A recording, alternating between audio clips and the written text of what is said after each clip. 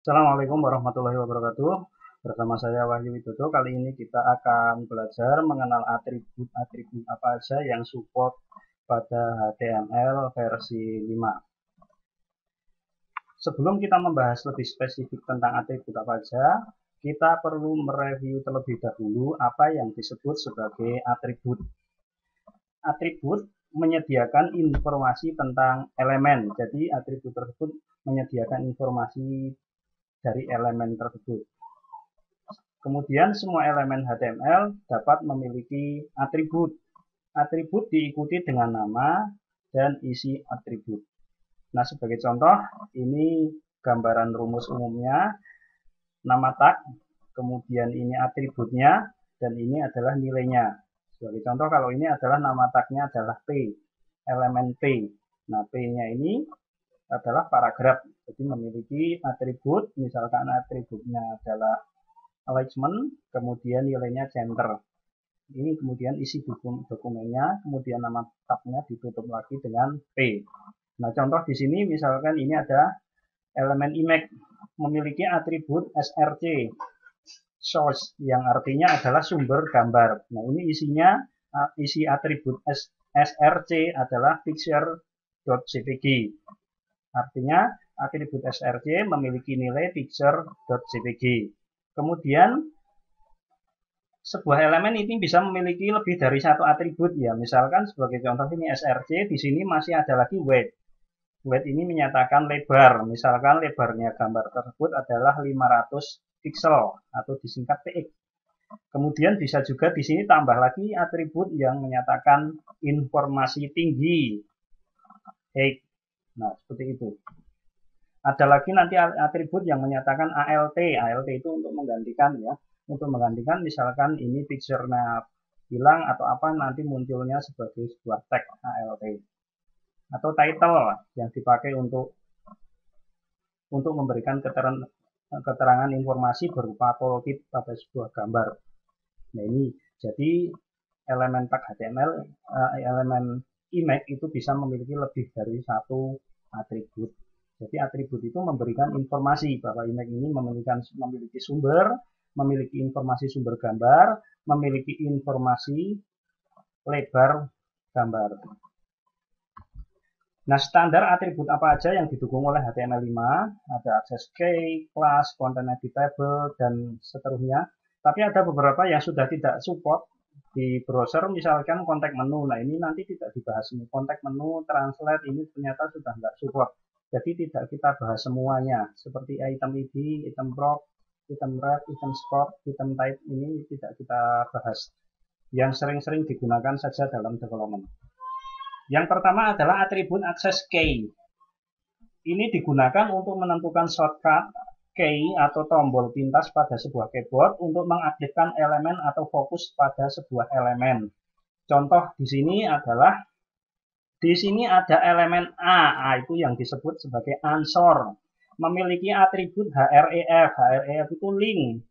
Link, kalau misalkan linknya diklik nanti mau menuju kemana? Menuju ke http://google.com. Yang tanda petik 2, di AP tanda petik 2 ini adalah nilai dari sebuah atribut href.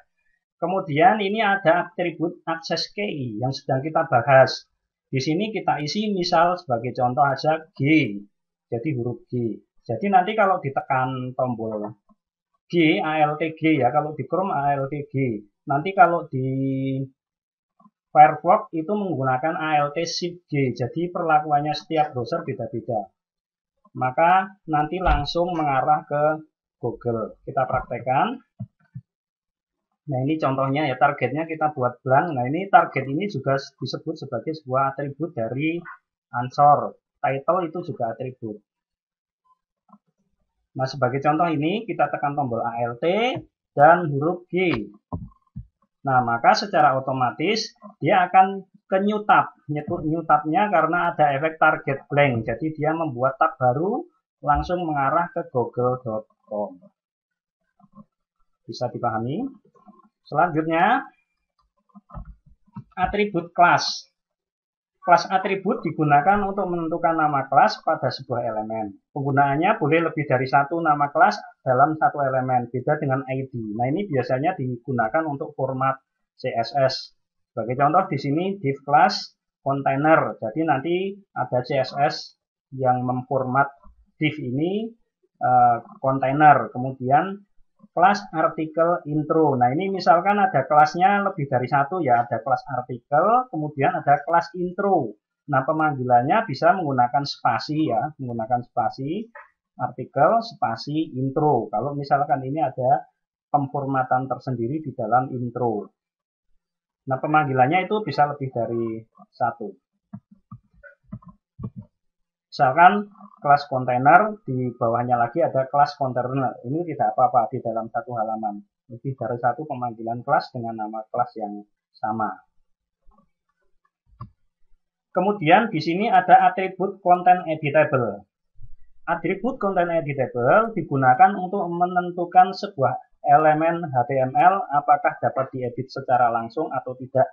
Jadi nilainya ada dua ya, boolean. Kalau misalkan diisi true, nah ini di sini ada content editable true, maka dia bisa diedit. Tetapi kalau tidak disetting atau dikasih nilai false, maka dia tidak boleh, tidak bisa diedit. Nah, ini contohnya ya, content editable true.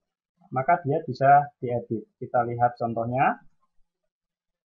Nah, ini yang tidak bisa diedit. Kalau ini yang bisa diedit.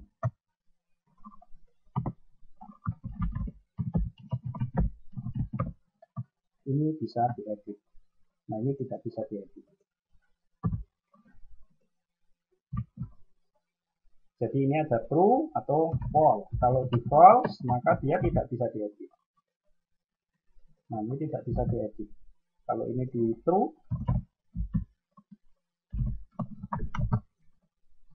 maka dia bisa diedit.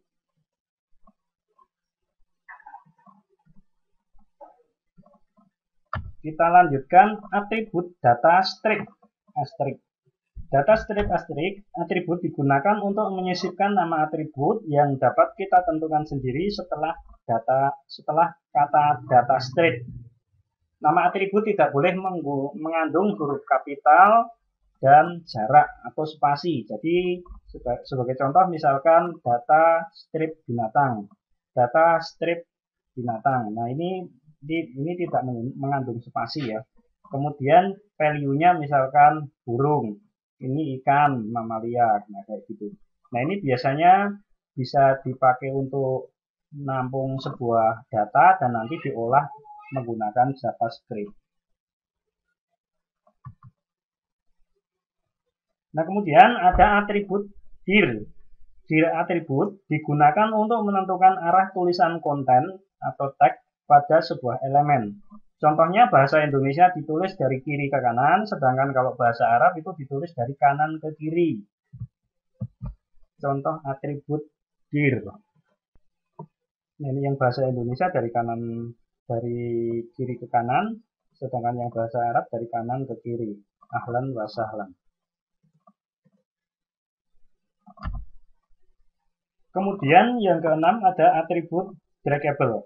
Draggable atribut digunakan untuk menentukan apakah sebuah elemen dapat di-drag, yaitu diseret dan dipindahkan atau tidak.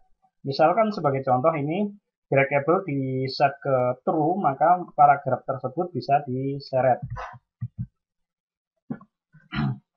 Nah, ini misalkan ada sebuah paragraf, ini yang draggable yang pertama adalah saya set ke true, kemudian paragraf kedua, draggable yang kedua adalah saya set ke false.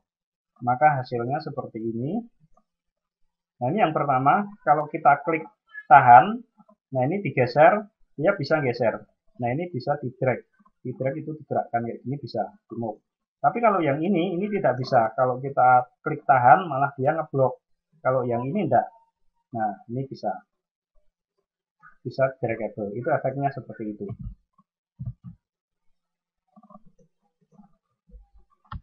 Kemudian atribut drop zone. Drop zone atribut digunakan untuk menentukan jenis konten apa yang dapat di-drop pada sebuah elemen. Jadi tempat menaruh atau merestore dari hasil drag-nya itu drop zone, misalkan copy. Maka dia bisa dipindahkan, hasilnya ada di sini, memindahkan hasil dari draggable tadi. Nah, ini misalkan contohnya kayak gini, tapi ini melibatkan JavaScript. Nah, ini bisa di-drag ke sini. Nah, bisa nah, ini. Jadi ini menerima drop zone.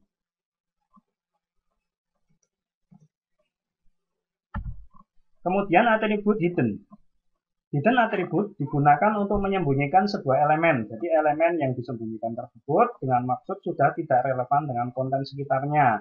Nah, misalkan ditambah atribut hidden, maka secara otomatis sebuah elemen tersebut akan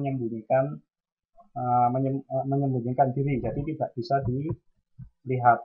Nah, sebagai contoh, ini gambar akan saya tambahi hidden.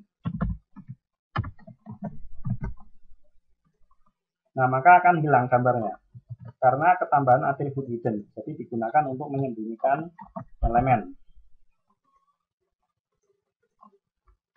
Kemudian atribut ID. Atribut ID merupakan atribut unik yang mana dalam sebuah dokumen halaman hanya terdapat satu nama ID, tidak boleh ada nama ID yang sama dalam sebuah halaman web. Jadi ini identitas unik, ID 1, ID 2, ID 3. Nah, ini tidak boleh ada dua nama yang sama. Jadi harus unik. Nah, ini contoh penggunaannya seperti ini. Di sini ada ID div 1, ada ID drag 1. Jadi tidak boleh ini jadi sama seperti ini. Div 1 ini tidak boleh. Harus beda. Kemudian atribut length. Length atribut digunakan untuk menentukan bahasa apa yang ditulis pada sebuah konten di dalam elemen. Jadi contoh tadi di sini saat membuat atribut div, di sini ada length, ini R, artinya Arabic, menggunakan bahasa Arab. Nah, contohnya penggunaan yang lain seperti ini, length ID, length Java, length, dan seterusnya. Nah, ini juga berpengaruh terhadap mesin pencari, search engine. Jadi dalam menyajikan konten itu dari negara mana dia searching dan akan mengakses konten apa. Nah, ini biasanya lebih diprioritaskan kalau sudah ada pendefinisian terlebih dahulu. Kemudian berikutnya yang ke-11 adalah atribut spell check.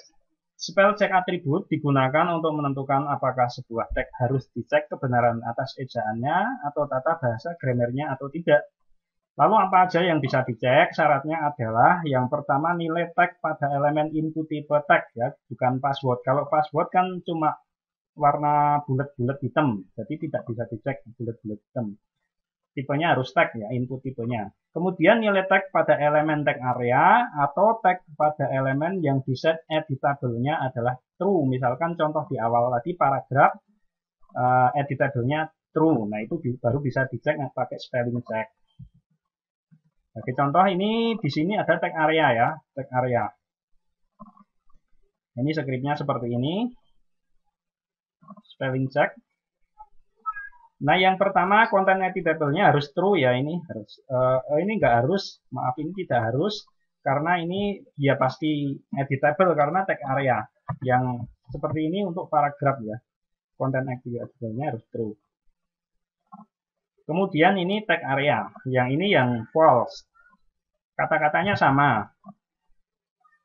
I love you, spell check true. Ini yang ini spell check true, ini spell check false.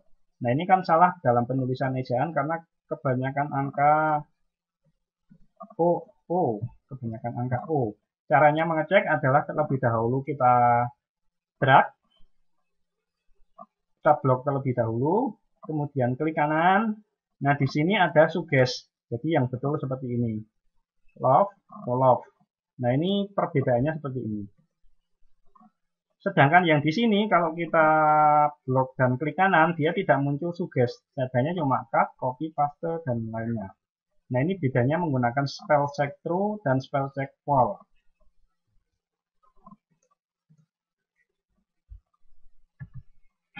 Kemudian yang selanjutnya adalah atribut style. Nah, atribut style ini merupakan atribut HTML yang digunakan untuk menyisipkan style CSS khusus untuk elemen itu sendiri, juga dinamakan inline style. Sebagai contoh, ini heading yang pertama, saya buat warnanya tulisan jadi biru, kemudian paragraf ini warna tulisannya hijau. Nah, maka menambahkan atribut style sama dengan tanda petik 2 color titik 2 blue. Nah, ini adalah format CSS. Jadi menginjekkan CSS ke dalam elemen style. Kalau misalkan format CSS-nya itu lebih dari 2, misalkan sebagai contoh ini masalah warna, kemudian ini adalah masalah perataan paragraf, maka ini dipisahkan menggunakan tanda titik koma. Ini artinya ada dua settingan konfigurasi warna dan perataan kalimat. Ada color blue dan text align center. Jadi tagnya menjorok ke tengah. Tapi kalau cuma satu, maka tidak perlu menggunakan titik koma. Hanya cukup color titik 2 green. Secara otomatis, this is a paragraph ini berwarna hijau. Selanjutnya atribut tab index. Atribut tab index. Tab index digunakan untuk menentukan urutan penggunaan tab pada sebuah papan tombol keyboard dalam mengakses sebuah elemen. Jadi tab index 1, tab index 3, tab index 2. Jadi nanti urutan ketika Anda tekan tombol tab pada keyboard, maka pertama dia akan mengarah ke W3 School. Kemudian kalau di tab lagi Microsoft, tab lagi baru Google. Jadi mengurutkan tab index. Nah, contohnya seperti ini. Nah, di sini ketambahan untuk memfokuskan pada elemen pertama, maka dia menggunakan peran JavaScript, dokumen get element by tab name div. Jadi div ini yang difokuskan ini adalah indeks ke 1. Contohnya hasilnya seperti ini. Nah, ini jadi fokus pada W3 School. Kalau kita gerakkan tombol tab, maka akan ke Microsoft, yaitu yang ke-2. Kalau kita tab lagi, maka akan ke Google, karena yang ke-3. Kalau kita tab lagi, akan pada keterangan catatan. Nah, seperti itu penggunaan tab index. Kemudian yang berikutnya adalah atribut title. Nah, title digunakan sebagai judul informasi tambahan pada sebuah elemen. Kemudian biasanya ketika pointer menyentuh atau berada di atas elemen tersebut, maka akan muncul sebuah teks sesuai dengan value yang ditulis pada atribut title tersebut. Sebagai contoh, H2 title ini adalah header. Maka nanti kalau kursornya ini di-link ke H2, maka akan muncul tulisan ini adalah header. Nah, prakteknya seperti ini. Kalau kursornya digerakkan, ini ada keterangan I am a header. Kalau di dalam mouse over this paragraph, maka akan muncul tooltip I am a tooltip. Jadi ketika mouse-nya digerakkan di atasnya, maka akan muncul keterangan.